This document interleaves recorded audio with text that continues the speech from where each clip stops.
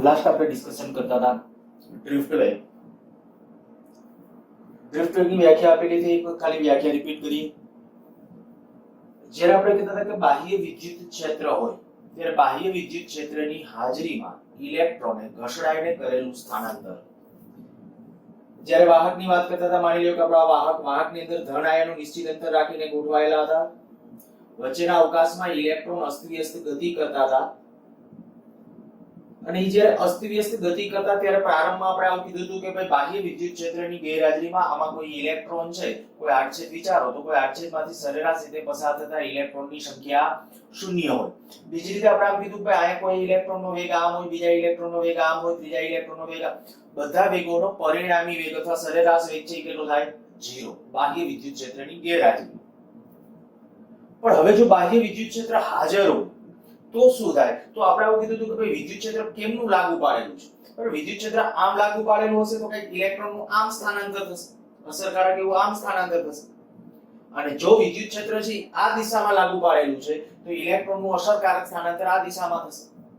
એ અસરકારક સ્થાનાંતરના અનુરૂપ વેગને ડ્રિફ્ટ વેગ કહે છે. અચ્છા, ડ્રિફ્ટ વેગ માટે આપણે ત્યારે સૂત્ર લખ્યા હતા. ડ્રિફ્ટ વેગનું સૂત્ર હતું આપણા પાસે, સૂત્ર લખી નાખો અહીંયા. v બરાબર અથવા vd બરાબર e upon m into τ, જ્યાં τ ને આપણે કહેતા હતા રિલેક્સેશન સમય. રિલેક્સેશન સમય એટલે શું? તો કે ઇલેક્ટ્રોનની આયનો સાથેની બે ક્રમિક અથડામણ વચ્ચેનો સમયગાળો. બીજું આપણે કીધું હતું એક સમાન સંજોગો. એક સમાન સંજોગો એટલે ટેમ્પરેચર સરખું હોય અને માની લો કે વિદ્યુત ક્ષેત્ર એક સમાન સંજોગો એટલે વિદ્યુત ક્ષેત્ર સમાન, ટેમ્પરેચર સરખું એટલે રિલેક્સેશન સમય τ સમાન. અને જો એવું છે આ બંને સમાન છે તો ત્યારે એવા સંજોગોમાં જેનું દળ વધુ એનો ડ્રિફ્ટ વેગ ઓછો હશે. તો આપણે કહી શકાય ઇલેક્ટ્રોન પ્રોટોન એક સમાન સંજોગોમાં હોય તો ડ્રિફ્ટ વેગ કેનો વધારે હશે? તો કે ઇલેક્ટ્રોનનું દળ ઓછું એટલે એનો ડ્રિફ્ટ વેગ વધારે હશે. ચલો નેક્સ્ટ એનાથી આગળના ટોપિકની અંદર વધીએ છીએ આગળ. હમણાં પાછો આપણે ડ્રિફ્ટ વેગનો પાછો ઉપયોગ કરવાનો છે એટલે ખાસ ધ્યાન રાખજો. આગળનો ટોપિક 3.5.1 મોબિલિટી. મોબિલિટી અથવા જેને આપણે બીજી રીતે કહીએ તો ચાલકત્વ અથવા ગતિશીલતા. કોઈ પણ વિદ્યુતભાર છે એ ગતિ કરવા માટે કેટલો મુક્ત છે ને એના ઉપરથી એની ગતિશીલતા નક્કી થાય. થોડું સાથે સાથે ટેકનિકલી ફીલ પણ કરજો. આપણે ખાલી આમ તો વ્યાખ્યા જોવાની એના જેવું છે પણ છતાંય થોડું ફીલ કરવાનો ટ્રાય કરજો. ભાઈ ગતિશીલતા, મુક્તતા, હરવા ફરવાની સ્વતંત્રતા એવો કંઈક અર્થ કરી શકાય. કોઈ પણ પદાર્થની વાહકતા તેમાં રહેલા મોબાઈલ વિદ્યુતભાર વાહકો, મોબાઈલ એટલે ગતિશીલ, બરાબર, ગતિશીલ વિદ્યુતભાર વાહકો ક્યાં છે ને એના ઉપર હોય. જો મેં પહેલું સ્ટેટમેન્ટ લખ્યું છે કે કોઈ પણ વાહકની વાહકતા કોના ઉપર આધારિત છે? તેમાં રહેલા વાહકો. કયા વાહકો? ગતિશીલ. ગતિશીલ વિદ્યુતભાર વાહકો ક્યાં છે એના ઉપર છે. આગલા લેક્ચર વખતે ડિસ્કશન કરી ગયા હતા એ મુદ્દાઓ પાછા અહીંયા એડ કરવાના જ છે. આ પ્રશ્ન લખો ત્યારે કે ભાઈ ધાતુ વાહક હોય તો ધાતુની અંદર વિદ્યુતભાર વાહકો ક્યાં હોય? તો કે મુક્ત ઇલેક્ટ્રોન. મુક્ત ઇલેક્ટ્રોન.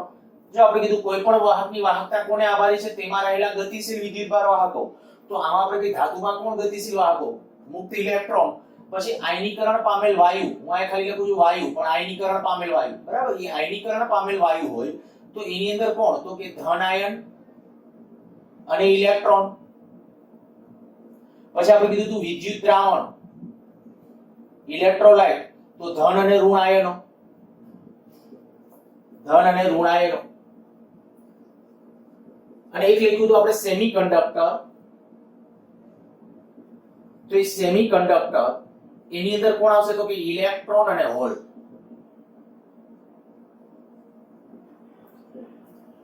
આ છે બધા એના ગતિશીલ વિદ્યુતભાર વાહકો છે. હવે એની ગતિશીલતા કેવી છે આપણે એમ ખબર પડે કે કોઈ પણની ગતિશીલતા એટલે કે હરવા ફરવા કોણ સહેલાઈથી? તો આમાં સૌથી સારું હોય તો ઇલેક્ટ્રોન, કારણ કે ઇલેક્ટ્રોન વજનમાં નાનો છે અને થોડી ઉર્જા મળે ત્યાં દોડાદોડી કરી મૂકે. એટલે આપણે કહી શકાય કે સારામાં સારું ખરેખર કોઈ પણ વાહકતા હોય ને તો એ ધાતુને છે, કારણ કે એમાં રહેલા મોબાઈલ વિદ્યુતભાર વાહકો કોણ છે? ઇલેક્ટ્રોન. મોબાઈલ એટલે હું શું બોલું છું? ગતિશીલ. ગતિશીલ વિદ્યુતભાર વાહકો ઇલેક્ટ્રોન્સ છે. પરિણામે કઈ ધાતુ છે એ વિદ્યુતનું વાહકતા સારી છે એમ કહેવાય ધાતુની. પછી બાકીનાની છે એ ચડતા કે ઉતરતા ક્રમમાં ગમે તે રીતે હોઈ શકે. આયનીકરણ પામેલ વાયુ છે તો ધન અને વિદ્યુત દ્રાવણની અંદર ધન અને ઋણ આયનો. આયનીકરણ પામેલ વાયુમાં કોણ? ધન આયન અને ઇલેક્ટ્રોન. આમાં પણ ઇલેક્ટ્રોન્સ છે. પણ ઓછા પ્રમાણમાં, જેટલાનું આયનીકરણ થયું હશે એટલું હશે, આમાં વધારે હોય. વિદ્યુત દ્રાવણની અંદર માત્ર ધન અને ઋણ આયનો, તો એ પ્રમાણમાં એમાં વિદ્યુત પ્રવાહ રચવો એ બાકીના કમ્પેરિઝનમાં થોડું તકલીફ વાળું છે. સેમિકન્ડક્ટર આપણે જે 12th નું લાસ્ટ ચેપ્ટર ભણશું ત્યારે વધારે ડિસ્કશન છે એની અંદર કરીશું. અત્યારે પાછા આવી જઈએ. પહેલો મુદ્દો સૌથી પહેલા તમારે આ કહેવાનો છે, કોઈ પણ પદાર્થની વાહકતા કોને આભારી છે? તેમાં રહેલા મોબાઈલ અથવા તો ગતિશીલ વિદ્યુતભાર વાહકો. અને પછી આ બધા ગતિશીલ વિદ્યુતભાર વાહકો લખવાના છે. Okay, next.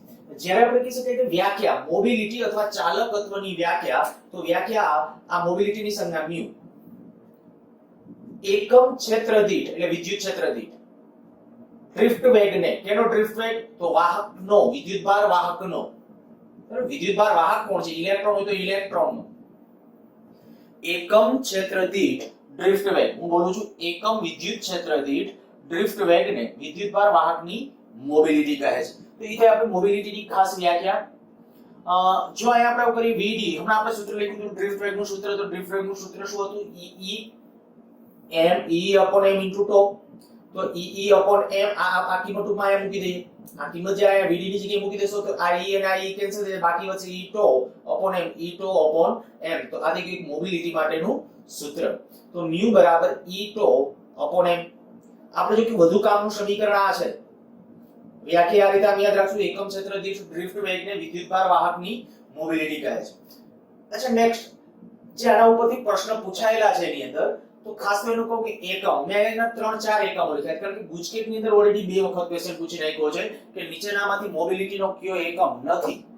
હવે 3 સાચા આપ્યો, એક ખોટો આપ્યો, તો મુખ્યત્વે જ્યારે રિપીટ થયેલો છે ત્યારે ક્વેશ્ચન તમને એમ કહી દઉં કે પહેલો એકમ મીટર સ્ક્વેર પ્રતિ વોલ્ટ સેકન્ડ. કેના ઉપરથી એવો આનો એકમ શું? ડ્રિફ્ટ વેગનો મીટર પર સેકન્ડ, વિદ્યુત ક્ષેત્રનો વોલ્ટ પર મીટર. તો આ વોલ્ટ પર મીટર એનું મીટર પાછું ઉપર જશે અને આનો મીટર પર સેકન્ડ, તો આ પહેલો એકમ થઈ ગયો. બીજો એકમ આના ઉપરથી લખ્યો છે કુલમ્બ સેકન્ડ પ્રતિ કેજી, કુલમ્બ સેકન્ડ પ્રતિ કેજી. હજી આની અંદર કઈક આ વોલ્ટ છે, તો વોલ્ટ ને બદલે આપણે આમ લખવું હોય કારણ કે V બરાબર IR થાય. I એટલે પ્રવાહ એટલે એમ્પિયર અને R એટલે અવરોધ, તો એનો ઓહમ. તો IR એ પ્રમાણે આપણે લખી નાખ્યું અને એમ્પિયર ઇન્ટુ સેકન્ડ એટલે પાછું શું થાય? કુલમ્બ. પણ આમે ખાલી નમૂના રૂપ તમને 3 એકમો લખી દીધા છે, આડાવડા રૂપાંતરણ કરી હજી બીજા એકમોમાં પણ જઈ શકાય. અને એક વખત પારિમાણિક સૂત્ર પણ પૂછી નાખ્યું છે, તો પારિમાણિક સૂત્ર છે તમે આના ઉપરથી મેળવશો એટલે એકદમ સિમ્પલ. સેકન્ડ નું T1 થશે, પણ આ કુલમ્બ નું સૂત્ર થશે A1 T1 ampere into second. આ સેકન્ડ છે એટલે સેકન્ડ સ્ક્વેર, તો આ એમ્પિયર સેકન્ડ સ્ક્વેર અને આ કેજી નું m-1. તો આ થઈ ગયું એના માટેનું પારિમાણિક સૂત્ર. 2 માર્કમાં પૂછવા માટે એક નાનકડો સારો એવો ક્વેશ્ચન, ખાલી તમે એમ કે કોઈ મોબિલિટી વિશે નોંધ લખો. ખાલી કેટલું લખવાનું? 3 મુદ્દા થયા. એક આ મુદ્દો, એની સાથે આ કનેક્ટ કરવાનું છે, બીજું વ્યાખ્યા. બરાબર, વ્યાખ્યા અને સાથે આપણે કહી શકીએ એનું આ સૂત્ર અને નીચે એના એકમ પારિમાણિક સૂત્ર એની ડિસ્કશન કરી નાખો તે. Okay, next. ઓહમના નિયમની મર્યાદા. આપણે ઓહમનો નિયમ ભણી ગયા હતા. ઓહમનો નિયમ કંઈક આવો કીધો હતો કે જ્યારે નિશ્ચિત ભૌતિક પરિસ્થિતિ હોય ત્યારે નિશ્ચિત ભૌતિક પરિસ્થિતિમાં V અને I આનો ગુણોત્તર અચળ હોય. વાહકમાંથી વહેતો પ્રવાહ I અને તેના લાગુ પાડેલો PD V અને I એનો ગુણોત્તર અચળ હોય. આ આપણે આને ઓહમિક અવરોધ કહેતા હતા. હવે વ્યવહારમાં તમે આમ જોવા જાવ તો હું તમને કહું ઇલેક્ટ્રિકલ ડિવાઇસીસમાં તો મોટા ભાગે લગભગ ઓહમનો નિયમ જળવાય. ઇલેક્ટ્રિકલ અને ઇલેક્ટ્રોનિક્સ બે અલગ અલગ શબ્દો છે. આપણા ઘરગથ્થુ સામાન્ય જે રચનાઓ છે જેની અંદર હું તમને એમ કહું કે ભાઈ દાખલા તરીકે પંખો, ટ્યુબલાઇટ, તો એ બધા ઇલેક્ટ્રિકલ ડિવાઇસીસ કહેવાય. પણ ઇલેક્ટ્રોનિક્સ, ટીવી, કેલ્ક્યુલેટર, આ બધા ઇલેક્ટ્રોનિક્સ છે. જ્યારે ઇલેક્ટ્રોનિક્સ ભણશું, લાસ્ટ ચેપ્ટર આપણું છેલ્લું, તો આપણે કહીએ કે 12મા નું લાસ્ટ ચેપ્ટર ની અંદર ઇલેક્ટ્રોનિક્સ નો પાયો નાખવાનો છે, ત્યારે આપણે ડિસ્કશન કરીશું કે ભાઈ ઇલેક્ટ્રિકલ અને ઇલેક્ટ્રોનિક્સ વચ્ચે ભેદ શું. અત્યારે મારે સાવ સાદું એક સિમ્પલ કેવું હોય ને, તો જેની અંદર સાવ સિમ્પલી V અને I ના સંબંધો જળવાતા હોય ને, સમપ્રમાણતાના સંબંધો, એટલે કે ઓહમનો નિયમ સારી રીતે જળવાતો હોય, ઈ ડિવાઇસ મોટા ભાગે ઇલેક્ટ્રિકલ જ હોય. બરાબર, અને ન જળવાતા અથવા જાળવવા નથી એટલે જ ઇલેક્ટ્રોનિક્સ બનાવ્યું છે. આ સંબંધો ન જાળવવા હોય એટલે જ આપણે કે ઇલેક્ટ્રોનિક્સ ની આપણે નિર્માણ કરેલું છે. પણ એનું ડિસ્કશન ત્યારે જે તે સમયે ત્યાં કરશું. અત્યારે ખાલી આપણે કે ઓહમના નિયમની કેટલીક મર્યાદાઓ આપણે આ ચેપ્ટરની અંદર લખવી પડશે. તો જો ઓહમના નિયમની મર્યાદાની અંદર લખ્યું છે ઘણા વિદ્યુત પરિપથો અને ઉપકરણોમાં V અને I સમપ્રમાણતા જળવાતી નથી. મોટા ભાગનામાં જળવાય, પણ છતાંય કેટલા એવા વિદ્યુત પરિપથો અને ઉપકરણો, હમણાં મેં કીધું ટીવી, રેડિયો, કેલ્ક્યુલેટર, કમ્પ્યુટર, તો આ બધા ઉપકરણો જેની અંદર આ સમપ્રમાણતાનો સંબંધ જળવાતો નથી. કેમાં જળવાય છે? બલ્બ છે, ટ્યુબલાઇટ છે, પંખો છે, તો આ બધામાં જળવાય છે. તો એ જે છે એ બધા ઇલેક્ટ્રોન પણ નથી જળવાતા, સમપ્રમાણતા, એ ખરેખર આની મર્યાદા છે. જો મર્યાદાના આપણે 3 મુદ્દાઓ ટોટલ લખવાના છે. 3 મુદ્દાઓ અત્યારે જ યાદ રાખો તો યાદ રહી જાય એવા છે. પહેલું, V અને I ના સંબંધો સમપ્રમાણમાં હશે નહીં. તેમાં ઓહમના નિયમ જ્યાં નથી પડાતો ત્યાં V અને I ના સંબંધો સમપ્રમાણ ન હોય. માની લો કે અમે પહેલો આલેખ જે ડ્રો કરેલો છે, આ આલેખ આપેલ છે ટેક્સ્ટ બુક ની અંદર. આ કોઈ ધાતુ, માની લો કોઈ સળિયો કે એના માટે આપણે કહી શકીએ કે આ V અને I ના સંબંધ આપેલો છે. આ જે ડોટેડ લાઈન વડે જે આલેખ છે ને, આ તૂટક રેખા વડે આમ સીધી આમ સળંગ જ આવશે, બરાબર આમ સીધી એકદમ સીધી. ઈ એક્ઝેક્ટ એમ કે ઓહમનો નિયમ. કારણ કે આ શું છે, હું તમને એમ કહું, R બરાબર V upon I, V વિરુદ્ધ I નો અથવા I વિરુદ્ધ V નો આલેખ દોરો તો કેવો આવે? તરત કહેશો સુરેખ, કારણ કે સમપ્રમાણમાં છે તો સંબંધ સુરેખ આવે. પણ પ્રેક્ટિકલી જ્યારે ફોલો કરો, કોઈ ધાતુ વાહક છે, માની લો લોખંડનો સળિયો છે, મેં તમને આગલા લેક્ચરમાં ત્યાં કીધું હતું કે માની લો કે આ કોઈ લોખંડનો સળિયો છે, આના બે છેડા વચ્ચે આ કોઈ માની લો હું અત્યારે સરળતા ખાતર આવું કાંઈ એક પ્રવાહ માપક જોડી દઉં, જે પ્રવાહ માપશે, આ પ્રવાહ માપક છે, બરાબર, અને એક વોલ્ટેજ માપક, વોલ્ટમીટર દાખલા તરીકે અહીંયા જોડી દો, આ વોલ્ટમીટર. એક આ એક ખાસ ધ્યાન રાખજો, નેક્સ્ટ હજી જો કે આવશે. વોલ્ટેજ માપક સાધનોની હંમેશા પેરેલલ જોડાય. તમારે જેના બે છેડા વચ્ચે વોલ્ટેજ માપવો હોય એના પેરેલલ. મારે આ સળિયાના બે છેડા વચ્ચે વોલ્ટેજ માપવો હોય તો આયા વોલ્ટમીટર પેરેલલમાં જોડાય. કારણ શું? તો કે વોલ્ટેજ સમાંતરમાં સરખો હોય અને પ્રવાહ શ્રેણીમાં સરખો હોય, તો શ્રેણીમાં. એટલે પ્રવાહ માપક સાધન અહીંયા શ્રેણીમાં ગમે અહીંયા જોડો તોય ચાલે, અહીંયા જોડો તોય ચાલે, ગમે અહીંયા ચાલે. એવું ન હોય કે અહીંયા જાજો પ્રવાહ હોય ને અહીંયા ઓછો હોય. પ્રવાહ તમને ખબર છે, પ્રવાહી શું છે? તો કે કોઈ પણ આડછેદમાંથી એકમ સમયમાં પસાર થતા ઇલેક્ટ્રોન્સની સંખ્યા છે. તો અહીંયા એકમ સમયમાં જેટલા ઇલેક્ટ્રોન જાય એટલા જ અહીંયા જાય. હા, ફેર એ હશે કે અહીંથી ઊર્જા વાળા ગયા હશે, અહીંથી ઊર્જા વિનાના હશે. પણ એ ઊર્જા સાથે લેવા દેવા નથી પ્રવાહને. પ્રવાહને માત્ર આધાર કેના ઉપર છે? તો એકમ સમયમાં પસાર થતા ઇલેક્ટ્રોનની સંખ્યા. મેં તમને આગલા લેક્ચર વખતે આવું કીધું છે, પાણી ભરેલ પાઇપલાઇનની ઇમેજિનેશન કરો, ઝડપથી ખ્યાલ આવી જશે. આખી આ પાઇપલાઇન હોય તો હું એમ કહી શકું કે અહીંથી પાણી એન્ટર થાય ત્યારે જ એન્ટર થાય કે અહીંથી એટલું પાણી બહાર આવે. તો અહીંયા જેવો પાણીનો પ્રવાહ હોય એટલો જ પાણીનો પ્રવાહ અહીંયા હોય, પણ આખી પાણી ભરેલી પાઇપલાઇન હોય તો. અચ્છા, તો પ્રવાહ માપક સાધનને આપણે ક્યાં જોડવાનું? શ્રેણીમાં, ગમે તે જગ્યાએ. અને વોલ્ટેજ માપક સાધન છે એને ક્યાં જોડવાનું હોય? પેરેલલમાં. તો આ ઓહમના નિયમનો પ્રેક્ટિકલ છે અને તમારે રિયલમાં પ્રેક્ટિકલ કરવાનો પણ છે. ત્યારે તમને જે તે અવરોધ નક્કી કરવાનો છે, એ અવરોધ અહીંયા જોડવાનો છે, બાકી આ સેમ સર્કિટ આવી આવશે. એ જે તે સમયે ત્યારે તમે ડિસ્કશન કરશો. અચ્છા, આપણે આપણા ટોપિકમાં આવી જઈએ કે ભાઈ આ દાખલા તરીકે આ સળિયો છે, સળિયામાં હું આવું કરું કે અહીંથી વોલ્ટેજ વધારતો જાવ, voltage 1 volt 2 volt 3 volt 4 volt 5 volt વધારતા જઈએ, પ્રવાહનું મૂલ્ય નોંધતા જાવ અને એનો આલેખ ડ્રો કરતા જાવ. તો આલેખ છે તમે શરૂઆતમાં તો એક્ઝેક્ટલી આના ઉપર જ મળે, પણ જ્યારે અમુક હદ કરતા વોલ્ટેજ આગળ વધવા માંડે ને પછી આલેખ ધીમે ધીમે જે ઓહમનો નિયમનો આ જે આલેખ છે ને એનાથી સેજ આમણસે જુદો પડવા. શું કહેશો? આ જે છે સ્ટાન્ડર્ડ અવરોધ, ઓહમના નિયમ પ્રમાણેનો અવરોધ આ છે. એના કરતા અવરોધ વૈધો કે ઘટ્યો? વૈધો કહેવાય, કારણ કે ઢાળ વધે છે. તમે જોઈ શકો છો V વિરુદ્ધ I ના આલેખનો ઢાળ કઈ ભૌતિક રાશિ આપે? અવરોધ. ધ્યાન રાખજો, V વિરુદ્ધ I ના આલેખનો ઢાળ કઈ ભૌતિક રાશિ આપશે? ઓહમિક અવરોધ R. ઓહમના નિયમ પડાય છે એવી જગ્યાએ. અચ્છા, નથી પડાતો ત્યાં અવરોધ જ આપે, પણ આ છે ઓહમિક અવરોધ છે, પછી ડાયનેમિક અવરોધ કહેવાય એના. એ ડિસ્કશન કરીશું. પણ આપણે અત્યારે જે વાત કરીએ છીએ કે ભાઈ આ V અને I ના જે સંબંધો છે એની અંદર આપણે કહી શકીએ કે ભાઈ આનો કોઈ પણ જગ્યાએ ઢાળ લઈશ તો એ ઢાળ શું આપશે આપણને? ઓહમિક અવરોધ. હવે વાત એ આવી કે ભાઈ ધીમે ધીમે આમ પછી છે આમ વધતો જાય છે, તો આ અવરોધ વધતો જાય. શું કામ અવરોધ વધે છે?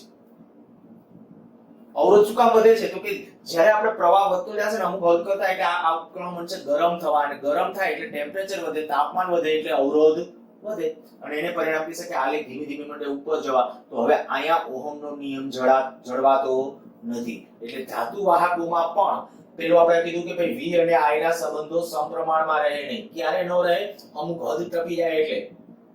ખાસી કન્ડિશન ધ્યાન રાખજો. તમે એમ થાય દરેક વખતે આમ મુદ્દા હોય આમ લખી નાખવાનો કે V અને I સમપ્રમાણમાં, બધામાં નહીં. નિશ્ચિત ભૌતિક પરિસ્થિતિ ન જાળવો, અમુક હદ કરતા ટેમ્પરેચર વધી જાય તો, કારણ કે આપણે ઓહમના નિયમ વખતે ખ્યાલ હોય તો કે ભાઈ R નું મૂલ્ય છે ત્રણ બાબતો ઉપર આધાર રાખે, જાત, પરિમાણ અને તાપમાન. તાપમાન વધે તો અવરોધ વધે. તો આમાંથી તો પ્રવાહ પસાર થાય, પ્રવાહ પસાર થાય એટલે દેખીતી વાત છે કે અંદર ઉષ્ણીય દોલનો વધે, ટેમ્પરેચર વધે એટલે ધીમે ધીમે અવરોધ વધવા માંડશે. એટલે આપણે કહી શકીએ કે ધીમે ધીમે પ્રેક્ટિકલી આલેખ છે ને પછી મનસે નોખો પડવા, એટલે પછી એમ કહેવાય કે હવે ઓહમનો નિયમ જળવાતો નથી. ઓકે, પહેલું V અને I સમપ્રમાણમાં રહે નહીં. બીજું, V ની સંજ્ઞા પર આધાર રાખે, એટલે કે V ધન છે કે ઋણ તેના ઉપર. આપણે લાસ્ટ ચેપ્ટર ની અંદર એક રચના ભણવાના છીએ, પીએન જંકશન ડાયોડ. આ ખાલી એક નામ છે, પીએન જંકશન ડાયોડ. આમાં તો ઘણી બધી રચનાઓ છે. પીએન જંકશન ડાયોડ, એના માટે જ્યારે V વિરુદ્ધ I અથવા I વિરુદ્ધ V નો આલેખ ડ્રો કરશું ને, અહીંયા અત્યારે ડ્રો કર્યો છે ને, I વર્સિસ V નો, I વિરુદ્ધ V નો આલેખ ડ્રો કરેલો છે. તો આમાં તમે જુઓ ખાલી એક જ વસ્તુ, આલેખ ક્યાંથી આવ્યો, કેમ આવ્યો એ માર્ક નથી કરવાનો. આવો શું કામ આલેખ મળે છે એ ભણશું આપણે લાસ્ટ ચેપ્ટરમાં. પણ આલેખ આવો ડ્રો કરીને આપણે આટલું કહી દેશું કે અહીંયા જુઓ, જ્યારે છે ને અહીંયા હું ધનમાં વોલ્ટેજ લાગુ પાડું ને, પીએન જંકશન ડાયોડ હોય એને ધન અને ઋણ ઊંધા, ડાયોડને ઊંધો કરી નાખો એટલે ઋણ વોલ્ટેજ લાગુ કર્યા કહેવાય. ડાયોડને એમ ન રાખો છો તો ધન વોલ્ટેજ. તો ધન વોલ્ટેજ લાગુ પાડો ત્યારે પ્રવાહ આમ બદલાવાનો રેશિયો, અને ઋણ વોલ્ટેજ લાગુ પાડો, અહીંયા આપણે કહીએ કે આ ઋણમાં વોલ્ટેજ કઈક લાગુ પાડ્યા તો પ્રવાહ બદલાવાનો રેશિયો કઈક જુદો છે. હું બહુ સાદી રીતે કહું, માની લ્યો કે હું ધનમાં આપણે માની લ્યો કે 2 વોલ્ટ લાગુ પાડીએ, ધનમાં 2 વોલ્ટ જેટલા હોય, તો અહીંયા તો હજી 0.2 છે દર્શાવ્યા છે. 2 વોલ્ટ ક્યાંક જ્યાં આગળ આવશે ત્યાં તો પ્રવાહ ક્યાંય વહી ગયો હશે, આ પ્રવાહ ક્યાંય વહી ગયો હશે. અને જો આ લખ્યું છે મિલી એમ્પિયર, આ લખ્યું છે માઇક્રો એમ્પિયર. આવું શું કામ હોય મેં કીધું એ કારણ અત્યારે નહીં સમજાય, એ તો ઠેઠ આપણું લાસ્ટ 15મું ચેપ્ટર જ્યારે આપણે ડિસ્કશન કરીશું ત્યારે વાત કરીશું. તો આપણે આ કઈ માઇક્રો એમ્પિયર, બરાબર છે. આ માઇક્રો એમ્પિયરમાં, આ મિલી એમ્પિયરના ક્રમમાં. અચ્છા, હવે અહીંયા આ જે ડિસ્કશન કરીએ એની અંદર આયા પ્રવાહ એક તો મેં કીધું કે ભાઈ વોલ્ટેજ ઓછા વોલ્ટેજ પછી ધીમે ધીમે ચરઘાતાંકી રીતે વધવા માંડશે, પણ આની અંદર શરૂઆતમાં ન વધે, શરૂઆતમાં પછી એકાએક વધે, પછી એકાએક. એનું બ્રેકડાઉન નહીં હોય. આપણે અત્યારે ખાલી આટલું મગજ દોડાવું. જો હું ફરી આ વિચારમાં છું, V ની સંજ્ઞા પર આધાર રાખે. V ની સંજ્ઞા એટલે જો વોલ્ટેજ ધન, આ બાજુ વોલ્ટેજ ધન ગણાય, આ બાજુ વોલ્ટેજ ઋણ ગણાય. તો આપણે એમ કહીશું ભાઈ આ વોલ્ટેજ જ્યારે મેં ધનમાં લાગુ પાડ્યા ત્યારે જેટલો પ્રવાહ મળ્યો, હવે એટલા જ વોલ્ટેજ હું ઋણમાં લાગુ પાડું તો પ્રવાહ કંઈક માઇક્રો એમ્પિયરના ક્રમમાં કાંઈ સાવ ઓછો. આ 0.2 વોલ્ટેજ, આ તો આ 2 થઈ ગયા, -2 છે. આ ટેક્સ્ટ બુકમાં આ રીતે આંકડા લખ્યા છે એટલે ન લખો તો ચાલશે. 0.2 ના 2 ની કદાચ ન દર્શાવી શકો તો અત્યારે આયા ચાલે. અચ્છા, હવે આ 0.2 આટલા વોલ્ટેજ જ્યારે લાગુ થયા તો પ્રવાહ છે કે આ રીતે આ માની લો કે અહીંયા આપણે પ્રવાહ આટલો મળ્યો. હવે આમાં 0.2 તો પ્રવાહ આપણે કહી શકીએ કંઈ હોય જ નહીં. અહીંયા 0.2 આ કરતા -2 છે તો 0.2 તો કંઈ પ્રવાહ કંઈ હોય જ નહીં. હોય તો કેવો હશે, માઇક્રો એમ્પિયરના ક્રમનો અતિ નાનો.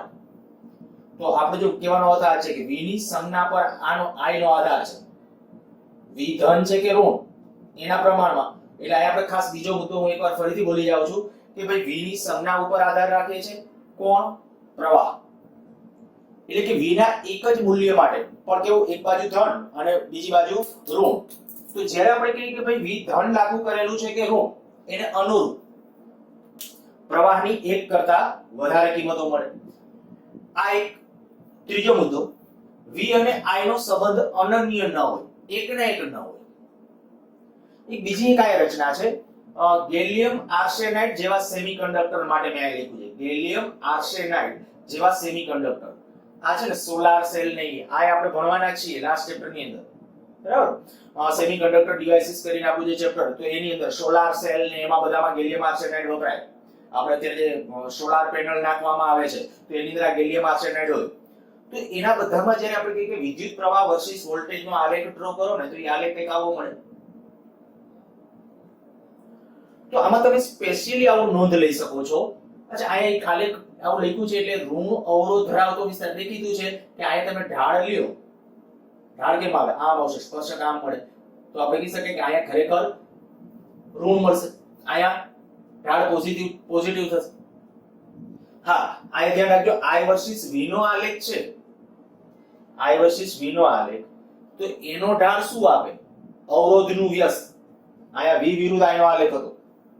આનો ઢાળ અવરોધ મળે, પણ આયા જે આપણે કે I વિરુદ્ધ v નો આલેખ છે, તો એનો ઢાળ શું આપે? અવરોધનું વ્યસ્ત. કંડક્ટન્સ. તો એ કંડક્ટન્સ, હવે આયા કંડક્ટન્સ ધન હશે, આયા કંડક્ટન્સ ઋણ હશે. આપણે આપણા ટોપિક ઉપર પહેલા વાત કરીએ છીએ. જોઈએ, જો આની અંદર એવું લખ્યું છે કે v અને I નો સંબંધ અનન્ય ન હોય, એટલે કે પ્રવાહ I ના એક જ મૂલ્ય માટે v ની એક કરતા વધારે કિંમતો મળે. માની લ્યો કે પ્રવાહનું એક આ મૂલ્ય લો, તો તમે જોઈ શકશો કે એક વોલ્ટેજ આ અને બીજો વોલ્ટેજ આ. આયા v1 આયા v2 લખું છું. તો આ ડિવાઇસ એવી છે, ગેલિયમ આર્સેનાઇડ જેવો સેમિકન્ડક્ટર, જે મેં કીધું ખાસ સોલારમાં ને એમાં બધામાં વપરાય છે એના માટે, કે આ પ્રવાહના એક જ મૂલ્ય માટે વોલ્ટેજની બે અલગ અલગ કિંમત મળી. પહેલા એક વખત પ્રવાહ આટલો છે ત્યારે વોલ્ટેજ આટલા છે, પછી વોલ્ટેજ વધારતા ગયા, વળી આ વોલ્ટેજે પહોંચ્યા ત્યારે વળી પાછો એટલો પ્રવાહ મળ્યો. તો કે આ પણ ઓહમના નિયમની મર્યાદા છે. પ્રશ્ન આમ નાનો અને સારો ક્વેશ્ચન છે. આ બીજો ક્વેશ્ચન કે ભાઈ ઓહમના નિયમની મર્યાદા જણાવો, તો ત્રણ મર્યાદા v અને I ના સંબંધો રેખીય નથી, આપેલી મર્યાદા બરાબર સમપ્રમાણમાં નથી. પછી બીજું શું કીધું? v ની સંજ્ઞા ઉપર આધાર રાખે છે કે v ધન છે કે ઋણ છે. પછી અનન્ય ન હોય, v અને I ના સંબંધો અનન્ય ન હોય, એટલે કે ખરેખર એક જ સમાન પ્રવાહ માટે વોલ્ટેજની એક કરતા વધારે કિંમતો મળે. એ આપણો ત્રીજો મુદ્દો છે. આ ત્રણ આલેખો ત્યારે તમારે ડ્રો કરવાના રહેશે. તો આ થઈ ગયા આપણા ઓહમના નિયમની મર્યાદા. અને નેક્સ્ટ એનાથી પાછા આગળ વધીએ.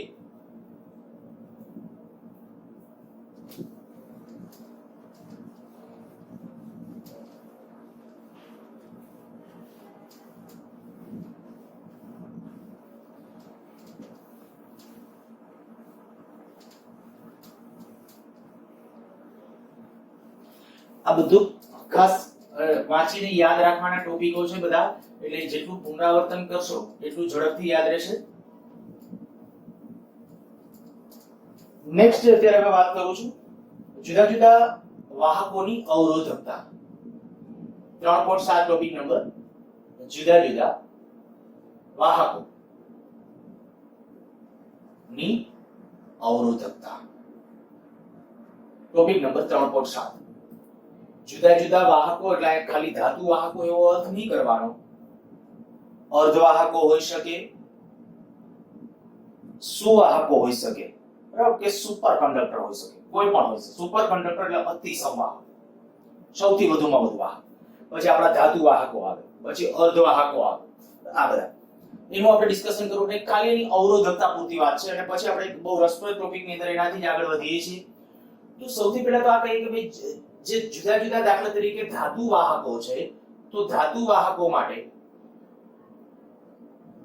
અવરોધકતા રો એની રેન્જ કેટલી હોય કે 10⁻8 ઓહમ ઇન્ટુ મીટર થી 10⁻6 ઓહમ ઇન્ટુ મીટર. આ આંકડો યાદ રાખજો.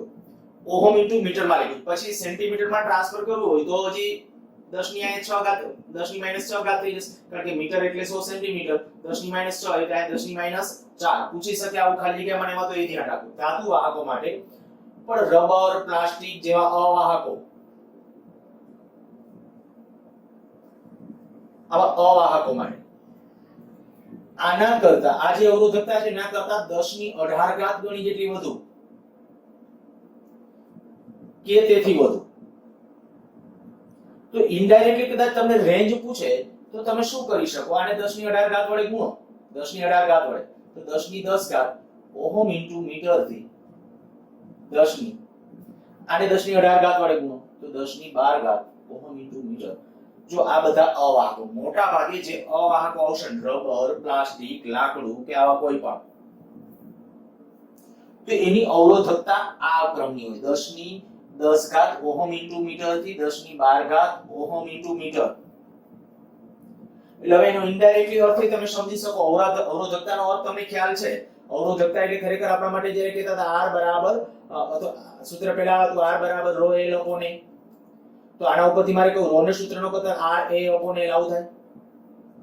ઇનડાયરેક્ટલી અર્થ આ થઈ ગયો કે હું 1 મીટર લંબાઈ અથવા સમાન લંબાઈ, માની લો કે બે સળિયા લઉં, એક પ્લાસ્ટિકનો સળિયો લો અને એક લોખંડનો સળિયો લો, સમજવા માટે. બે એક સરખી લંબાઈ છે, બેના આડછેદ સરખા, બેના આડછેદ સરખા, બેની લંબાઈ પણ સરખી, બરાબર. આડછેદનું ક્ષેત્રફળ બેનું સરખું, લંબાઈ સરખી,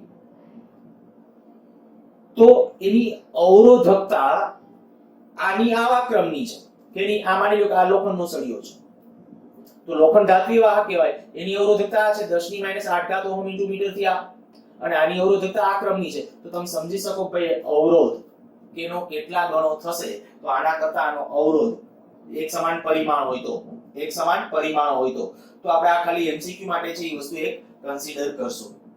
ઓકે, અને જે સેમીકન્ડક્ટર કહીએ છીએ ખાસ, બરાબર, સેમીકન્ડક્ટર અર્ધવાહકો, તો એ અર્ધવાહકો એની અવરોધકતા આના કરતા વધારે, વાહકો ધાત્વિય વાહકો કરતા, અને આના કરતા ઓછી હોય. કેના માટે કહું છું? સેમીકન્ડક્ટર અર્ધવાહકો, સેમીકન્ડક્ટર અથવા અર્ધવાહકો, એની આપણે રેન્જ યાદ રાખવાની કઈ જરૂર નથી, કારણ કે તાપમાન સાથે આ ઝડપથી વેરી થતા હોય, એમાં અશુદ્ધિઓને એવું ઉમેરીને ફેરફારો કરી શકાય. જે આપણે મિત્રો આપણું લાસ્ટ ચેપ્ટર વખતે આ અર્ધવાહકોનું ડિસ્કશન છે એટલે ત્યારે વધારે સારી રીતે ખબર પડે, પણ અત્યારે કહીએ તો ખાલી આટલું જ કે ભાઈ સેમીકન્ડક્ટર અથવા અર્ધવાહક માટે અવરોધકતા આના કરતા વધારે, આના કરતા ઓછી. અર્ધવાહકોની ખાસ બીજી જે પ્રોપર્ટી છે ને કે ટેમ્પરેચર સાથે આની અવરોધકતા, અર્ધવાહકો માટે ટેમ્પરેચર સાથે તાપમાન વધે, અવરોધકતા ઘટે. આ એની ખૂબ અગત્યની પ્રોપર્ટી છે, અને પરિણામે જ આપણે કહી શકીએ કે સેમી અત્યારે ઇલેક્ટ્રોનિક્સ ની અંદર છે આ બહુ મહત્વ. હમણાં મેં નામ લીધું પીએન જંકશન ડાયોડ, તમે નામ સાંભળ્યું હશે, ટ્રાન્ઝિસ્ટર, ટ્રાયક, ડાયક, આવી ઘણી બધી રચનાઓ છે, તે બધા સેમીકન્ડક્ટર્સ છે, એ બધા ઇલેક્ટ્રોનિક્સનો મૂળભૂત પાયો છે. અચ્છા, આપણે ખાલી અત્યારે આ કે આનું તાપમાન વધવા સાથે આની અવરોધકતા ઘટે. બાકી જનરલી શું હોય, આનું તાપમાન વધે, હું ફરીથી બોલું છું, પાછું આવતા લેક્ચર વખતે આ પાછું એકવાર રિપીટ કરવાનું છે. ધાત્વિય સુવાહકો હોય તો ધાત્વિય સુવાહકો માટે તાપમાન વધવા સાથે અવરોધકતા વધે. અવાહકો હોય ને તો અતિ માઇનોર, તાપમાન વધવા સાથે વધી શકે, આમ તો વધે એમ ન બોલાય, વધી શકે, અતિ માઇનોર પ્રમાણની. તો મેં કીધું એ વધુ ડીપમાં આપણે ડિસ્કશન પછી કરવાના છે. સેમીકન્ડક્ટર માટે તાપમાન વધવા સાથે એની અવરોધકતા ઘટે છે. ઓકે, એક સ્થિતિ આ થઈ. હવે જ્યારે આપણે વાત છે કે ભાઈ વ્યવહારમાં જ્યારે આપણે અવરોધકો, હું અહીંયા એડી ગાઉ બાંધું છું, અવરોધકો જે અવરોધકતા ધરાવે છે, અવરોધકતા ધરાવે એને અવરોધકો કહેવાય. તો અવરોધકો જનરલી બે પ્રકારના હોય. એક કહેવાય વાયર વાઉન્ડ,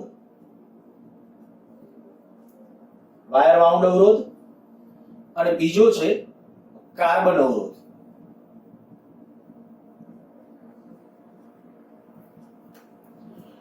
તો વાયર વાઉન્ડ અવરોધ અને કાર્બન અવરોધ. વાયર વાઉન્ડ અવરોધમાં શું હોય, તો જનરલી મિશ્ર ધાતુ, હું અહીં લખું છું મિશ્ર ધાતુઓ, કેવી, તો કે મેંગેનીન, નિક્રોમ, કોન્સ્ટન્ટન.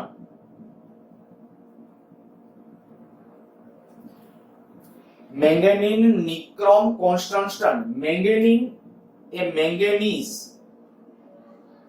નિકલ, તાંબુ, અમુક અંશે આયર્ન એની મિશ્ર ધાતુ છે. નિકલ, ક્રોમિયમ અને આયર્ન. જો આમ તો શબ્દો ઉપર આ ક્યારેક કદાચ પૂછી શકે તો આ ધ્યાન રાખજો. કોન્સ્ટન્ટન માટે કઈ યાદ નથી રાખવાના, ખાલી આ મેંગેનીન એ મેંગેનીઝ, મેંગેનીન, મેંગે એટલે મેંગેનીઝ, નિકલ, વધારે ચલો યાદ રાખો, તાંબુ. મેંગેનીઝ, નિકલ, તાંબુ, મેંગેનીન, નિક્રોમ, નિકલ અને ક્રોમિયમ, નિકલ, ક્રોમિયમ, નિક્રો, તો નિકલ, ક્રોમિયમ, અને ત્રીજું એક નામ યાદ રાખવાનું આયર્ન, એની મિશ્ર ધાતુ છે. આ જ શું કામ પસંદ કરાય? મિશ્ર ધાતુઓ શું કામ? વાયર વાઉન્ડ અવરોધ, અવરોધ તૈયાર કરવો છે ત્યારે. તો કે આની ખાસ લાક્ષણિકતા નોંધ કરી લેજો, હું અહીં બોલી જાઉં છું કે આ જે મિશ્ર ધાતુઓ છે ની અવરોધકતા તાપમાન બદલાવા છતાં ખાસ બદલાતી નથી. તાપમાન બદલો, હા અતિ મોટું તાપમાન બદલાય તો બદલાય, પણ માઇનર બદલાય. પણ તાપમાન બદલાવા સાથે એની અવરોધકતા ખાસ બદલાતી નથી, પરિણામે આ મિશ્ર ધાતુ અવરોધક તરીકે વપરાય છે. તો અવરોધક તરીકે વપરાવા માટેનું આપણા પાસે રીઝન સ્પષ્ટ થઈ ગયું કે અવરોધક તરીકે વાપરવાથી ફાયદો શું થયો? કારણ કે અવરોધક જનરલી શું, હમણાં આપણે કીધું 4 ઓહમનો નિયમ તમે ભવિષ્યમાં જ્યારે પ્રેક્ટિકલ કરશો ત્યારે તમને શું કહેવામાં આવશે તો ત્યાં એક આ રીતે આમ લાકડાની પેટી ઉપર આમ તાર હશે, આ અવરોધક તાર હશે, કોઈ મેંગેનીઝ, નિક્રોમ કે કોન્સ્ટન્ટ. બસ પછી એના વચ્ચે આમ હમણાં આપણે જોયું તો આયા વોલ્ટ, આયા બેટરી પહેલા જોડી દીધી, આ એક બેટરી જોડી દીધી હશે, ચલ બેટરી રાખવાની. ચલ બેટરી નો એક રિયોસ્ટેટ આપશે તમને, પછી આ વોલ્ટેજ માપવા માટે એક વોલ્ટમીટર આને પેરેલલમાં જોડવાનું, પ્રવાહ માપક શ્રેણીમાં જોડવાનું, આવું હશે. તો આ જે બીજું અવરોધક તાર છે ને, જે ખાસ કરીને મિશ્ર ધાતુનો હોય તો ફાયદો શું થાય? ફાયદો એ થયો કે તાપમાન બદલાવા છતાં એની અવરોધકતા ખાસ નથી બદલાતી. હું એમ નથી બોલતો સાવ નથી બદલાતી, પણ ખાસ બદલાતી નથી. મોટા ભાગે લગભગ તાપમાનના નાના ફેરફારો માટે તો એને અચળ જ ગણી શકો, અને પરિણામે આપણે કહીએ કે મિશ્ર ધાતુના તાર છે એ વપરાય છે. જે વાયર વાઉન્ડ, વાયરને વાળીને, આ વાયરને આમ જુદી રીતે વાળી દીધો છે, આમ નહીં. અને અત્યારે તમે એમ કહો કે જૂનવાણી છે એ આવી આમ ગુચડા સ્વરૂપે, આમે વાયરો જૂના આપણા પંખાના રેગ્યુલેટરો હવે તો જોવા જ ન મળે ક્યાંય, પણ એ રેગ્યુલેટરો છે આવડા મોટા આવતા. પંખાના જે રેગ્યુલેટર આવે તો આખું મોટા બોર્ડ જેવું રેગ્યુલેટર આવે. હવે એ કદાચ રેગ્યુલેટર અંદર ખોલી જુઓ તો એની અંદર બીજું કાંઈ ન હોય, તમે બસ આ એક સ્પ્રિંગ દેખાય. હવે સ્પ્રિંગ આખી હોય. તમે ઇલેક્ટ્રિક સગડી જોઈ હશે તો ઇલેક્ટ્રિક સગડીમાં જેવી રીતે સ્પ્રિંગ હોય ને એવી રીતે આની અંદર પણ આવી સ્પ્રિંગ હોય. એ સ્પ્રિંગ ની અંદર વચ્ચે વચ્ચે કનેક્શન, કારણ કે આને આ જ અવરોધ તરીકે તમારે પંખો 4 ઉપર રાખવો હોય, 5 ઉપર રાખવો હોય કે 1 ઉપર, આપણે જેને અત્યારે બોલીએ તો અહીંથી કનેક્શન થઈને સ્વિચ અહીંયા કનેક્ટ થઈ જાય. આખી સ્પ્રિંગ હોય, આખી લાંબી આમ સ્પ્રિંગ છે માની લ્યો. હું ખાલી સમજાવવા માટે કહું છું, અત્યારે આ કઈ જરૂરી નથી તમારા માટે. માની લ્યો કે આપણે કહી શકીએ આ આખી અવરોધક તાર છે, હવે એમાં કનેક્શન આપી દીધા હોય. હું અત્યારે ખાલી 3-4 કનેક્શન આપ્યા છે. હું જ્યારે સ્વિચ બદલું એટલે કે આપણે ટક કરીને બદલીએ એટલે માની લો કે અહીંયા કનેક્શન હતું, અહીંયા વયું ગયું, તો હવે અહીંયા વયું ગયું ને તો અવરોધ આટલો ઉમેરાશે. હજી ટક કરીને આગળ વધું તો અહીંયા વયું ગયું માની લો, તો હવે આટલો અવરોધ ઉમેરાશે સર્કિટમાં. અવરોધ ઉમેરાય એટલે પ્રવાહ ઘટે એટલે જે તે ડિવાઇસ છે એને પ્રવાહ ઓછો મળવાથી તે ધીમી પડશે. બસ આ એનો સિદ્ધાંત છે. સારું, આપણે અત્યારે મેં કીધું કે પંખાનું રેગ્યુલેટર ને એમાં ન વિચારો ચાલે, પણ આ મેં કીધું વાયર વાઉન્ડ અવરોધ, વાયરને વાઉન્ડ કરીને, વાળીને, ગમે તે રીતે વાળો, આ રીતે વાળો અથવા આ રીતે આમ વાઉન્ડ કરો છો તો વાયર વાઉન્ડ અવરોધો તૈયાર થશે. બીજા ખૂબ અગત્યના આ વાયર વાઉન્ડ કરતા આપણે જે બીજા એટલે કાર્બન અવરોધ. તો આ જે છે કાર્બન અવરોધ એ ગ્રેફાઇટ અથવા તો કાર્બન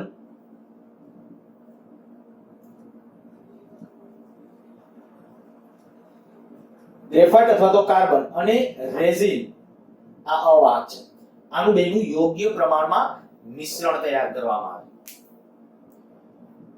જો બેનું યોગ્ય પ્રમાણમાં મિશ્રણ તૈયાર થાય, ક્યાં બેનું? ગ્રેફાઇટ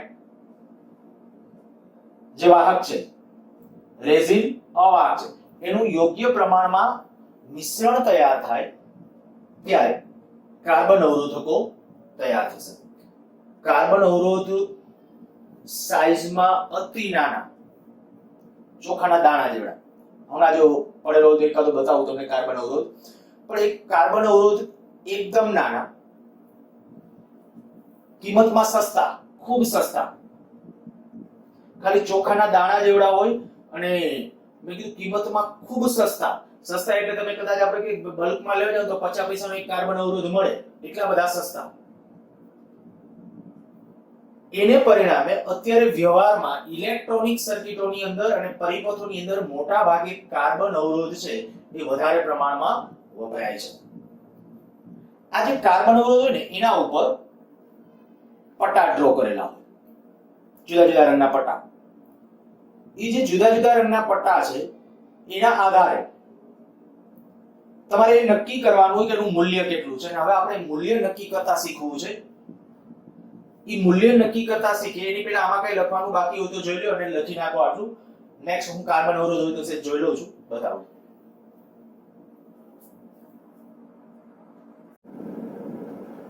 આ બંને આપેલા છે કાર્બન અવરોધ. કાર્બન અવરોધ ઉપર જે જુદા જુદા રંગના પટ્ટા છે તે ખાસ જુઓ. તો તેમાં તમે જોઈ શકશો કે મિનિમમ 3 પટ્ટા તો હોય જ, પણ આ બંને કાર્બન અવરોધમાં 4 પટ્ટાઓ આપેલા છે. ઘણી વખત કેટલાક અવરોધોમાં આ પણ એક અવરોધ જ છે,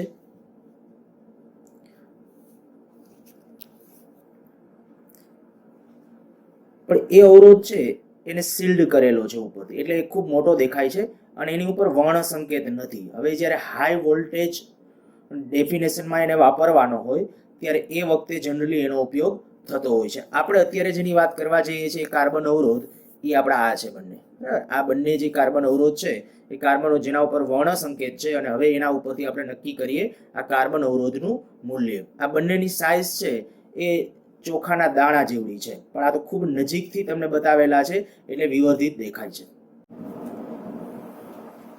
આપણે જે વાત કરતા હતા કાર્બન અવરોધ, કાર્બન અવરોધ ઉપર 4 પટ્ટા, મિનિમમ 3 પટ્ટા હોય. 4 પટ્ટા ઘણી વખત કંપની પોતાની બ્રાન્ડને કારણે એના કરતા વધુ પટ્ટા પણ એના ઉપર જોવા મળે. કાર્બન અવરોધની સાઈઝ હમણાં કીધું એ પ્રમાણે ચોખાના દાણા જેવડી. 2 ટર્મિનલ હોય, આ બે વચ્ચે અવરોધ. કેનું મિશ્રણ છે તો કે ગ્રેફાઇટ અને રેઝિન, આ બેનું મિશ્રણ હોય. પહેલો પટ્ટો, બીજો, ત્રીજો, ચોથો, અત્યારે મેં 4 પટ્ટા આના ઉપર અંકિત કરેલા છે. 4 પટ્ટા માની લ્યો કે કોઈ રંગ વારાફરતી હું અહીંયા રંગ કહી દઉં. પહેલો દાખલા તરીકે લાલ રંગ છે, બીજો માની લ્યો કે જાંબલી રંગનો પટ્ટો છે, ત્રીજો કાળો છે, ચોથો પટ્ટો છે એ ગોલ્ડન છે.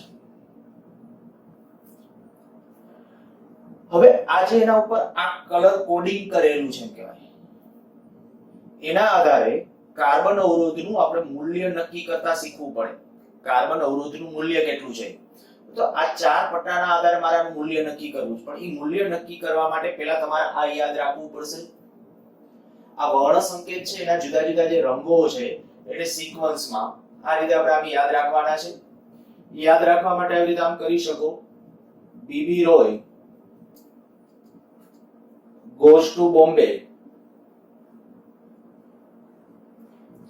via Gateway.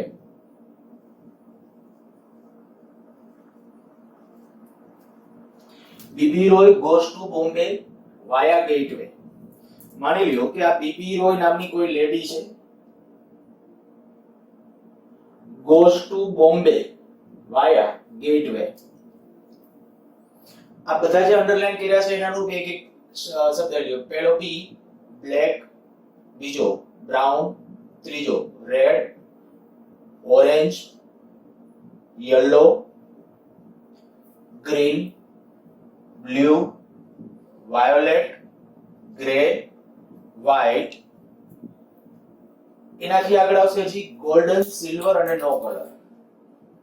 આયા ગોલ્ડન અથવા ગોલ્ડ, સિલ્વર અને નો કલર.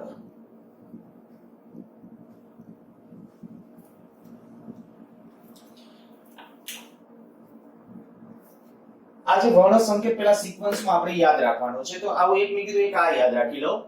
એકવાર આમ યાદ રાખવાનો ટ્રાય કરો. મેં કીધું પેલા તો આ યાદ રાખી લો. B B Roy goes to Bombay via gateway. પછી આ શબ્દ જોઈને black, brown, red, orange, yellow, green, blue, violet, grey, white, golden, silver, નો કલર. ફરીથી એકવાર રિપીટ બોલું છું. Black, brown, red, orange, yellow, green, blue, violet, grey, white, golden, silver અને નો કલર. આ રીતે યાદ રાખો. સિક્વન્સમાં મેં કીધું ફરજિયાત આ જ રીતે સિક્વન્સમાં યાદ રાખવાના છે, તો જ આનો વર્ણ સંકેત આવડશે. આના ઉપરથી ગુજકેટની અંદર 3 થી 4 વખત અને ગયા વખતે તો જીના દરેક પેપરની અંદર લગભગ કાર્બન અવરોધ વર્ણ સંકેતનો એક ક્વેશ્ચન હતો. બહુ સિમ્પલ અને સરળ છે. ખાલી આટલું તમારે કામ કરવાનું છે. પહેલા આ બધા વર્ણ સંકેતના જે રંગોના નામ કીધા એ રંગોના નામ છે એ ક્રમશઃ તમને યાદ હોવા જોઈએ. અચ્છા, આ રીતે આમ અથવા ગુજરાતીમાં એક આપણે યાદ રાખવું હોય તો એને જનરલી આવું એક સૂત્ર પણ છે. કાબરા રાની પીલી ભુજા ભૂસ.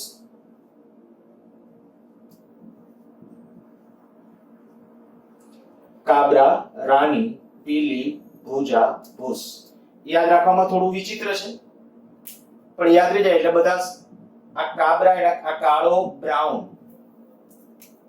કાબરા કાળો, બ્રાઉન રાતો, નારંગી, પીળો, લીલો, ભૂરો, જાંબલી, ભૂખરો, સફેદ. ફરીથી બોલું છું. કાળો, બ્રાઉન, રાતો, નારંગી, પીળો, લીલો, ભૂરો, જાંબલી, ભૂખરો, સફેદ.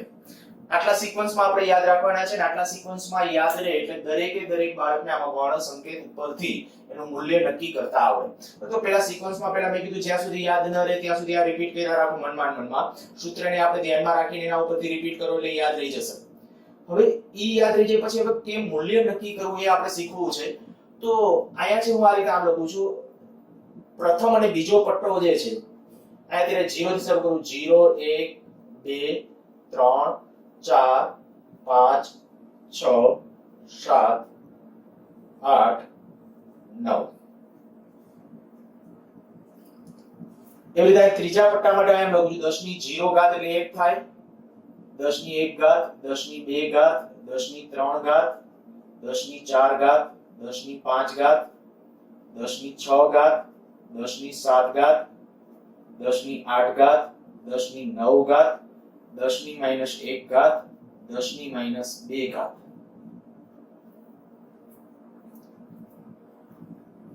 ચોથો પટ્ટો એક ટોલરન્સ દર્શાવે છે 1%. આ જે 1 છે એની સિરીઝમાં 1, અહીંયા 2. પછી સીધું આમ જનરલી 3% કે હોતું જ નથી. સીધું ગોલ્ડન પાસે 5%, સિલ્વર પાસે 10% અને નો કલર 20%. પહેલા મેં કીધું આ જો કલર એકદમ સિક્વન્સમાં યાદ રહી ગયા તો એના ઉપરથી આ બધા મૂલ્યો તો આમ સિક્વન્સમાં જ પછી આમ છે. આમ તમે જોઈ શકશો કે અહીંયા 0 તો અહીંયા 10 ની 0 ઘાત, 1 તો 10 ની 1 ઘાત, 2 તો 10 ની 2 ઘાત, ટકામાં અહીંયા 2%, હજી 3%, 4% એ રીતે ઉલ્લેખ કરી શકો છો. પણ એ બહુ આ જો કે ટેક્સ્ટ બુકમાં તો નથી જ, ખાલી આપણે આ જ છે. પણ છતાં આ અત્યારે પ્રચલિત છે એટલે 1% માટે આ આવશે બ્રાઉન, રાતો 2% માટે, એવી રીતે નારંગી 3% માટે, પીળો 4%, પછી 5% માટે આઈના નહીં, સીધા અહીંથી આવી જશે. તો આ રીતે આટલું પેલા આમ સિક્વન્સમાં આમ મગજમાં બેસાડી લેવાનું છે. હવે આ મગજમાં બેસી એટલે જુઓ આપણે જે અત્યારે કાર્બન અવરોધ દર્શાવેલો છે તો એના ઉપર આપણે એનું મૂલ્ય નક્કી કરીએ.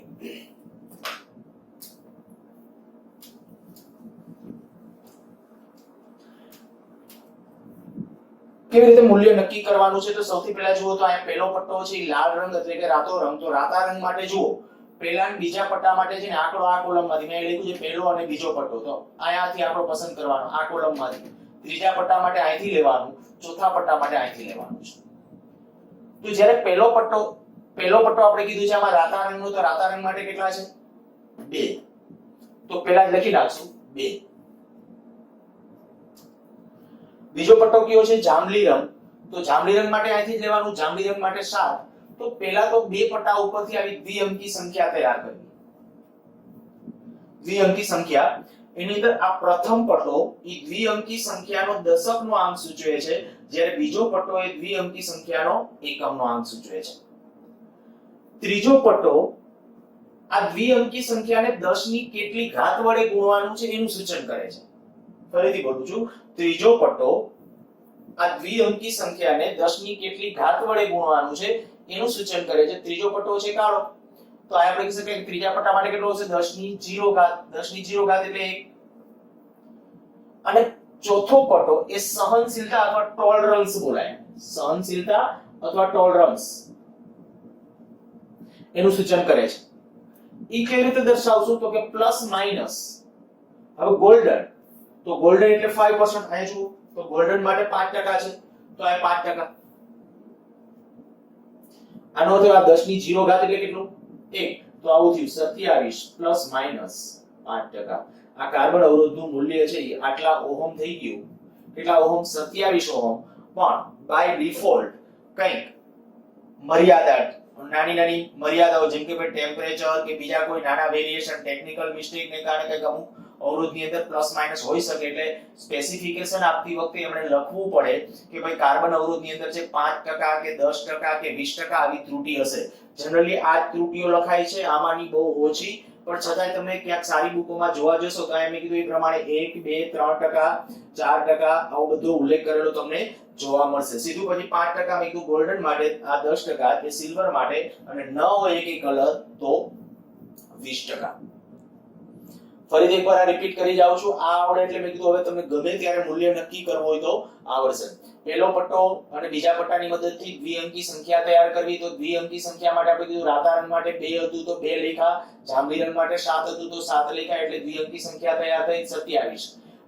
વર્ણન લખતી વખતે આવું કહી શકો કે ભાઈ કાર્બન અવરોધનો પ્રથમ પટ્ટો એ દ્વિઅંકી સંખ્યાનો દશકનો આંક સૂચવે છે, જ્યારે બીજો પટ્ટો એ દ્વિઅંકી સંખ્યાનો એકમનો આંક સૂચવે છે. તો આ રાતો છે એટલે 2, આ જાંબલી છે એટલે 7, તો આ દ્વિઅંકી સંખ્યા તૈયાર થઈ 27. પછી ત્રીજો પટ્ટો એ શું દર્શાવે છે? આ દ્વિઅંકી સંખ્યાને 10 ની કેટલી ઘાત વડે ગુણવાનું છે એ દર્શાવે છે. તો આ ત્રીજો પટ્ટો છે એ કાળો છે, અને ત્યારે આપણે કહી શકીએ કાળા માટે આવશે 10 ની 0 ઘાત. તો આ 10 ની 0 ઘાત. અને ચોથો પટ્ટો એ એની સહનશીલતા અથવા તો ટોલરન્સ, કે આ કાર્બન અવરોધના મૂલ્યમાં કેટલો વધારો કે ઘટાડો હોઈ શકે, તો એ પ્લસ માઈનસ કરીને દર્શાવવાનું. મેં કીધું આમાં બહુ ઝડપથી અને સહેલાઈથી જો કેટલાક પૂછાયેલા ક્વેશ્ચનમાં તમને કહું. પૂછાયેલો ક્વેશ્ચન કે ભાઈ આપણા રાષ્ટ્રધ્વજના 3 પટ્ટા કાર્બન અવરોધ પર અંકિત કરેલા. 3 પટ્ટા જ કીધું હતું. આપણા રાષ્ટ્રધ્વજના 3 પટ્ટા એ કાર્બન અવરોધ ઉપર અંકિત કરેલા છે. તો સૌથી પહેલા આપણે કહીએ કે આ 3 પટ્ટા છે, 3 પટ્ટા દાખલા તરીકે તે સિક્વન્સમાં કેસરી, પીળો, સફેદ અને લીલો. આ તો પૂછ્યું તો ટ્રાફિક સિગ્નલ માટે. ટ્રાફિક સિગ્નલ માટે હોય તો પીળો વચ્ચે આવશે. આ આપણે જે અત્યારે આ જે છે કેસરી, સફેદ અને લીલો કાર્બન અવરોધ ઉપર આ 3 પટ્ટા છે એ ક્રમશઃ આ રીતે અંકિત કરેલા છે. તો કાર્બન અવરોધનું મૂલ્ય જણાવો. તો કાર્બન અવરોધનું મૂલ્ય એટલે પહેલો પટ્ટો જો કેસરી હોય, કેસરી માટે તો તરત જ કહી શકશો કે ભાઈ કેસરી માટે આવશે 3, તો 3, સફેદ 9. તો દ્વિઅંકી પહેલા સંખ્યા તૈયાર કરી નાખો. દ્વિઅંકી સંખ્યા કેટલી થઈ ગઈ? 3 * 9 ગુણ્યા લીલો 10 ની 5 ઘાત. તો લીલા રંગ માટે આપણે કીધું આ 10 ની 5 ઘાત, તો આ ગુણ્યા 10 ની 5 ઘાત. ચોથો પટ્ટો નથી એટલે નો કલર, અને નો કલર તો ટોલરન્સ કેટલો? 20%.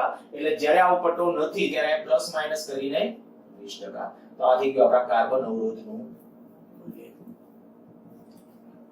ધ્યાન રાખજો આ કાર્બન અવરોધનું મૂલ્ય જે આપણે નક્કી કરીએ ત્યારે કાર્બન અવરોધના મૂલ્ય માટે પહેલા દ્વિઅંકી સંખ્યા તૈયાર કરવાની, એને 10 ની કેટલી ઘાત વડે ગુણવાનું છે એ, અને પછી છે પાછળ સહનશીલતા અથવા ટોલરન્સ. આ રીતે એક વખત આવું કીધું તો આપણા ટ્રાફિક સિગ્નલના બધા રંગો ઉપરથી નીચેના ક્રમમાં કાર્બન અવરોધ ઉપર અંકિત કરેલા છે. તો કાર્બન અવરોધનું મૂલ્ય નક્કી કરો. હવે કાર્બન અવરોધનું મૂલ્ય તમે જાતે નક્કી કરજો. જે ટ્રાફિકની લાઈટો છે એના બધા રંગો કાર્બન અવરોધ ઉપર અંકિત છે. ચોથો પટ્ટો ન હોય તો ત્યારે આપણે કહી શકીએ કે અહીંયા પ્લસ માઈનસ 20% આવશે સહનશીલતા, ટોલરન્સ. ચાલો આ અત્યારે રાખું છું. આ પાર્ટ ભૂસું છું. ઝડપથી સ્ક્રીન પોઝ કરી લખી નાખો.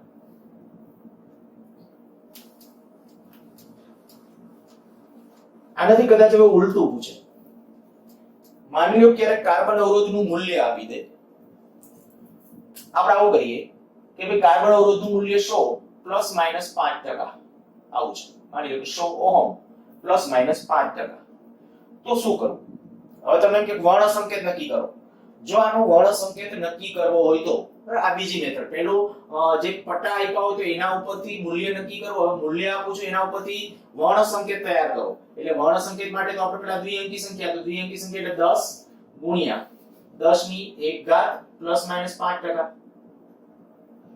આટલા ઓમ દ્વિઅંકીમાં ટ્રાન્સફર કરવું છે. અચ્છા આને આમ લખું 10 ની 2 ઘાત પ્લસ માઈનસ 5%. મેથેમેટિકલી આ પણ સાચું છે, આ પણ સાચું છે, પણ કાર્બન અવરોધ વર્ણ સંકેત માટે આ ખોટું. ઘાત શક્ય ત્યાં સુધી પ્લસમાં રાખવી અને મિનિમમ. આ વિધાન યાદ રાખજો. ઘાત શક્ય ત્યાં સુધી પ્લસમાં રહેવી જોઈએ. ક્યારેક માઈનસ આવતા હશે ક્યારેક સંજોગોમાં, તો આપણે કે અત્યારે તો પ્લસમાં છે, પ્લસમાં રાખવી અને શક્ય એટલી મિનિમમ રહે ને એવી ટ્રાય કરવી. તો ઈ રીતે તો અત્યારે આપણે કહી શકીએ કે આ સાચું છે. એટલે આ રીતે વર્ણ સંકેત લખવો, કારણ કે મેથેમેટિકલી તમે ક્યારે આવી દલીલ નહીં કરી શકો નહીં. કે ભાઈ આ મેં સાચું કર્યું એના ઉપરથી વર્ણ સંકેત સાચો પડવો જોઈએ, નહીં પડે સાચો, કારણ કે એ જે સ્ટાન્ડર્ડાઇઝેશન છે આ બધું આપણે જે કે અગાઉથી નક્કી થઈ ચૂકેલું છે એ પ્રમાણે જ આપણે કરવાનું હોય. તો અહીંયા આપણે કહી શકાય કે ભાઈ આ રીતે આપણે આ રીતે વર્ણ સંકેત લખશું એટલે 1. તો 1 માટે જુઓ જોઈએ, આમાં 1 માટે કયો છે બ્રાઉન. તો પહેલો પટ્ટો કયો આવશે એટલે પ્રથમ પટ્ટો બ્રાઉન. બીજો પટ્ટો જો વિચારો, બીજો પટ્ટો કયો આવશે 0 તો બ્લેક. ત્રીજો પટ્ટો 10 ની કેટલી ઘાત વડે ગુણાકાર છે 10 ની 2 ઘાત વડે ગુણાકાર છે 10 ની 2 ઘાત માટે કેટલો આવશે રેડ. આ 10 ની 2 ઘાત માટે રેડ એટલે રાતો. ટોલરન્સ કેટલો છે 5%. તો ચોથો પટ્ટો એટલે ત્યાં થઈ જશે ચોથા પટ્ટા માટે આપણે 5% છે તો ગોલ્ડન. મોસ્ટલી મેં કીધું કે ચોથો પટ્ટો છે એ ગોલ્ડન સિલ્વર અને એ નહીં હોય તો કોઈ કલર નહીં હોય, મોટા ભાગે આવું હશે. રેર કેસ ની અંદર આ પટ્ટા પણ હોઈ શકે. આપણને પૂછશે ત્યારે તો આને એનસીઆરટી ને અનુરૂપ એટલે આ જ હશે. આ 1 2 3 4 એવી રીતે નહીં હોય, પણ છતાં મેં કીધું આમાં સહેલું છે એટલા માટે મેં એનો ઉલ્લેખ ત્યાં કરી દીધો છે. તો આવી રીતે જ્યારે આમ આપેલું છે ત્યારે આ રીતે 100 પ્લસ માઈનસ 5%. અચ્છા એક ઉદાહરણ જે સાથે માની લો કે આમ લઈ લો, આમ કીધું 1 ઓહમ પ્લસ માઈનસ 1%. 1 ઓહમ નો કાર્બન અવરોધ છે. તો આનો વર્ણ સંકેત તો એના માટે પેલા દ્વિઅંકી સંખ્યા ફરજિયાત બનાવવાની. દ્વિઅંકી એટલે આમ બનાવું છું 01 ગુણ્યા 10 ની 0 ઘાત પ્લસ માઈનસ 1%, અથવા આમ કરું 10 ગુણ્યા 10 ની માઈનસ 1 ઘાત પ્લસ માઈનસ 1%. આ રીતે લખીએ, આ રીતે લખીએ. જો આમ બધું એક જ આમ જોવા જાવ, પણ મેં હમણાં કીધું ઘાત શક્ય ત્યાં સુધી પ્લસમાં અને મિનિમમ. તો આ તો માઈનસમાં આવી ગઈ, એ નહીં. તો આને અનુરૂપ વર્ણ સંકેત તૈયાર કરો. તો પહેલો પટ્ટો કયો આવશે બ્લેક, 0 એટલે બ્લેક. પછી આ આવશે બીજો પટ્ટો આવશે કયો આવશે બ્રાઉન. 10 ની 0 ઘાત એટલે પાછો બ્લેક. પાછો અહીં આપણે 1% છે તો 1% માટે કેટલું આવશે બ્રાઉન. આ થઈ ગયું કાર્બન અવરોધનો વર્ણ સંકેત. તો આ રીતે જ્યારે મૂલ્યો આપેલા હોય ત્યારે એના ઉપરથી તમને એનો વર્ણ સંકેત નક્કી કરતા આવડવો જોઈએ. રંગ આપેલા હોય તો એના ઉપરથી મૂલ્ય નક્કી કરતા આવડવું જોઈએ. આ બીજી વસ્તુ. થર્ડ જુઓ,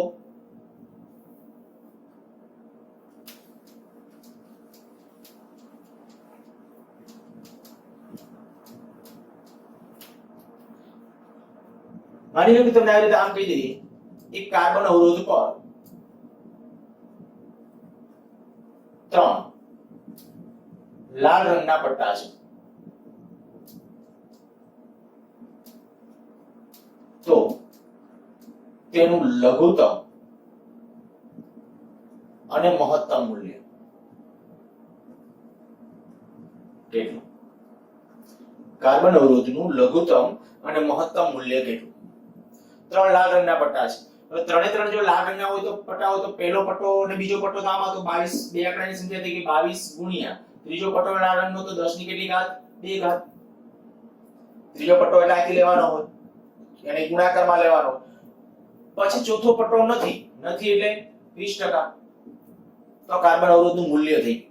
પણ તમને આ નથી પૂછ્યું, તમને કીધું તેનું લઘુત્તમ અને મહત્તમ મૂલ્ય કેટલું. તો લઘુત્તમ મૂલ્ય અને મહત્તમ મૂલ્ય તો કે આ 2200 છે, આપણે 22 ગુણ્યા 10 ની 2 ઘાત એટલે 2200 થઈ ગયા પ્લસ માઈનસ 20%. તો આ 20%, હવે 10% એટલે 220 થાય. 2200 ના 10% એટલે 220 થાય. તો 20% એટલે કેટલા થાય 440. તો આને આમ લખાય 2200 પ્લસ માઈનસ 440 ઓહમ. હવે જો પર્સન્ટેજ ની નિશાની કાઢ નાખી છે, ખાલી શું કર્યું એવું લાગે ત્રિરાશી લખી નાખવાની કે ભાઈ 100 એ 20 તો 2200 એ કેટલા એટલે 440 આવશે. મેં ડાયરેક્ટ કહ્યું છે કે ભાઈ 10% એટલે કેટલું થશે 220. તો 20% એટલે 440. તો 440 આમાં એડ કરો તો મહત્તમ મૂલ્ય જો જોઈતું હોય મેક્સિમમ તો 2200 પ્લસ 440 એટલે 2640 ઓહમ. અને મિનિમમ જે મૂલ્ય આવશે એ મિનિમમ મૂલ્ય કેટલું આવશે તો કે 1760 ઓહમ. તો આ થઈ ગયું મેક્સિમમ અને મિનિમમ મૂલ્ય. તો આવા પ્રશ્નો પૂછી શકે. ક્યારેક તમને જે ઊંધું આપે નિમ્ન રેન્જ અને મહત્તમ રેન્જ આપી દે. ચાલો એક ક્વેશ્ચન એવો લઈએ, એક કાર્બન અવરોધ નું મૂલ્ય 950 ઓહમ થી 1050 ઓહમ ની વચ્ચે છે તો વર્ણ સંકેત લખો. કાર્બન અવરોધનું મૂલ્ય 950 થી 1050 ઓહમ ની વચ્ચે છે તો વર્ણ સંકેત લખો. હવે 950 1050 તો પહેલા તો આનું મીન લઈ લેવાનું, સરેરાશ. બરાબર, તો સરેરાશ એટલે ગણતરી કેમ આપણે દર્શાન ખાલી એમસીક્યુ માં પૂછે એટલે આપણે તો ફટાફટ કરવાનું છે. તો આનું સરેરાશ થઈ જશે 1000. આ 1000 થઈ ગયું. અચ્છા 1000 સાથે આ કેટલાનો 950 એટલે કેટલાનો ડિફરન્સ? પહેલા સરેરાશ લીધું, બરાબર, આ બેનું સરેરાશ લઈ લીધું એટલે 1000 આવ્યું. હવે એની અંદર પ્લસ માઈનસ એમાં એમ કેવું હતું ભાઈ, જે કાર્બન અવરોધ છે આપણે લખાય 1000 પ્લસ માઈનસ 50, કારણ કે માઈનસ 50 કરશો એટલે આ આવી જશે અને પ્લસ 50 કરશો એટલે આ આવી જશે. બીજું, આને દ્વિઅંકી સંખ્યાના સંદર્ભમાં લખો તો આમ લખાય 10 ગુણ્યા 10 ની 2 ઘાત. આ 10 ગુણ્યા 10 ની 2 ઘાત પ્લસ માઈનસ 50. પણ હવે 1050 તો 100 એ કેટલા? કારણ કે ટકાવારીમાં જવું છે એટલે 100 હોય તો 1050 તો 100 એ કેટલા? 5. તો આવતી જશે 10 ગુણ્યા 10 ની 2 ઘાત પ્લસ માઈનસ 5%. બસ તો હવે આરામથી વર્ણ સંકેત લખી શકો. વર્ણ સંકેત યાદ કરો તો શું આવશે? વર્ણ સંકેત મીન્સ કે રંગ. પ્રથમ પટ્ટો બ્રાઉન, 1 છે એટલે બ્રાઉન, 0 તો બ્લેક, 10 ની 2 ઘાત એટલે રેડ, 10 ની 2 ઘાત એટલે રેડ, પ્લસ માઈનસ 5% એટલે ગોલ્ડન. તો આવી રીતે આમ કાર્બન અવરોધ માટે જો મેં જુદી જુદી વસ્તુઓ કીધી, જુદી જુદી 4 વસ્તુઓ ધ્યાનમાં રાખવાની કાર્બન અવરોધ વર્ણ સંકેત માટે. એક તો પહેલા સિક્વન્સમાં નામ ચાલો એકવાર ઝડપથી રિપીટ કરી જઈએ. B B Roy goes to Bombay via Gateway, તો બીબી રોય પ્રમાણે જાવ તો black, brown, red, orange, yellow, green, blue, violet, grey, white, golden, silver અને નો કલર. અને એ રીતે અથવા કાબરા રાણી, પીલી, ભૂજાભૂસ. બીજા પણ આવા ઘણા બધા સૂત્રો છે, પણ હવે બહુ આપણે જે સિક્વન્સમાં યાદ રાખવાના છે એ પ્રમાણે અત્યારે આ રીતે આ મૂલ્યો અને પછી આ યાદ રહી જશે સિક્વન્સમાં. એ રહી જાય પછી 4 પ્રકારના ક્વેશ્ચન મેં આની અંદર કીધા. એક, કાર્બન અવરોધ ઉપરના પટ્ટા આપ્યા હોય તો એના ઉપરથી એનું મૂલ્ય નક્કી કરવાનું. બીજું, મૂલ્ય આપ્યું હોય તો વર્ણ સંકેત નક્કી કરવાનો. મૂલ્ય આપેલું છે તો વર્ણ સંકેત નક્કી કરવાનો. ત્રીજો ને ચોથો એટલે આ મેથડ. હું કેટલાક અત્યારે અહીંયા છે કાર્બન અવરોધના મૂલ્યો એ તમને લખી દઉં છું. તમે તમારી રીતે બધા પ્રયત્ન કરજો ઈ કેવી રીતે મૂલ્યો નક્કી કરવા. થોડી પ્રેક્ટિસ કરજો એટલે ભૂલાઈ ન જાય. ઈ નોટ્સમાં બધા લખજો.